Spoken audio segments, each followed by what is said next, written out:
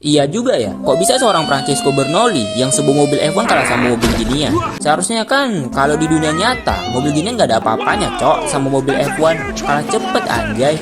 Tapi, kenapa di kartun ini malah si McQueen bisa menang ya? Pakai dukun lo ya? Tolong. Tapi kayaknya nggak mungkin dah, mana ada dukun mobil anjing. Aneh-aneh aja dah. Terus, kalau gitu, kenapa si F1 hijau ini bisa dikalahin ya? Bentar, gua searching Google dulu.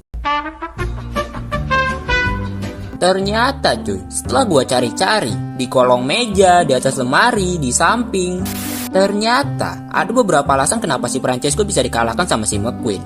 Yang diantaranya karena faktor belum mandi wajib. Enggak, bercanda. Ya kan. Tapi sebelum itu, gua tekankan dulu ya. Ini menurut pendapat gua pribadi. Jadi, ya suka-suka gua. Yang pertama, si Francesco terlalu percaya diri.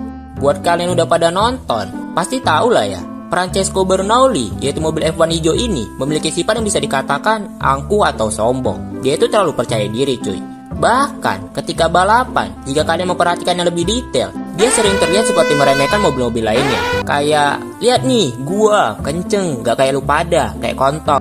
Dia seperti ingin menunjukkan kepada semua orang bahwa dia yang paling cepat di balapan tersebut. Tapi, karena sifat tukang pamernya itu, membuatnya tidak menyadari bahwa fokusnya terbelah menjadi dua, yaitu fokus balapan dan juga fokus pamer pantai. Nah, berbanding terbalik dengan Lightning McQueen yang hanya berfokus pada balapan aja, yang artinya fokusnya itu cuma satu, yaitu untuk menang, dan menang. Bodoh amat gitu, si Francesco mau ngapain? Mau jungkir balik kek, terbang kek, bodoh amat. Lu boleh sok pamer sepanjang balapan, tapi yang menang tetap gua. Sis.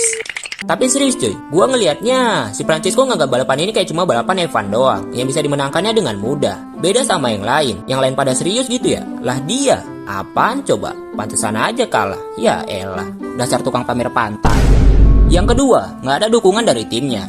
Si McQueen di sini balapannya nggak sendirian cuy. Dia punya tim yang ngedukungnya dari luar lapangan, yang memberitahunya harus ngapain aja. Apakah harus melebar atau merapat, tergantung situasi yang terjadi saat balapan. Dan bukan sembarang tim ya, tim yang sama yang membuat McQueen menjadi jawara di Piston Cup.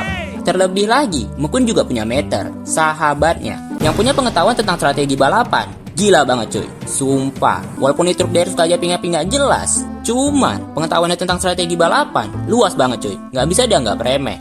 Nah, beda sama Nijo 1. Si Francesco kelihatannya lebih individualis cuy. Gak pernah tuh gue lihat dia berkomunikasi sama timnya. Kayak, ya udah balapan aja gitu. Nyalip ya nyalip, pamer pantai dah pamer pantat. Dan jika kalian perhatikan ya, si Francesco tuh kalau balapan agresif banget cuy. Kayak suka-suka dia anjing. Sampai-sampai trek tanah pun digas. Hade. Yang ketiga dan yang terakhir, dan yang paling masuk akal menurut gua, si Francesco itu jomblo. Lu tahu nggak faktor utama kenapa McQueen bisa menang dari Francesco? Karena McQueen itu punya pacar. Serius, the power of cinta. Cinta itu segalanya, dan itulah yang dimanfaatkan oleh McQueen supaya bisa semangat lagi balapannya. Karena sebelum balapan ya, dia itu terlebih dahulu disemangatin sama ceweknya, yaitu si Sally. Apa nggak berkobar gitu ya? Api dalam dirinya McQueen. Disemangatin ayang, cok.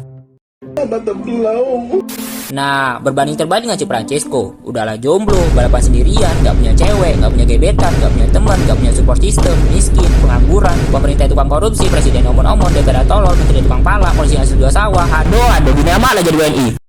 Gimana menurut kalian? Apakah alasan yang gue buat cukup masuk akal? Atau malah kalian punya alasan yang lebih baik lagi? Tulis di kolom komentar ya, biar kita semua sama-sama tahu. And see you next video.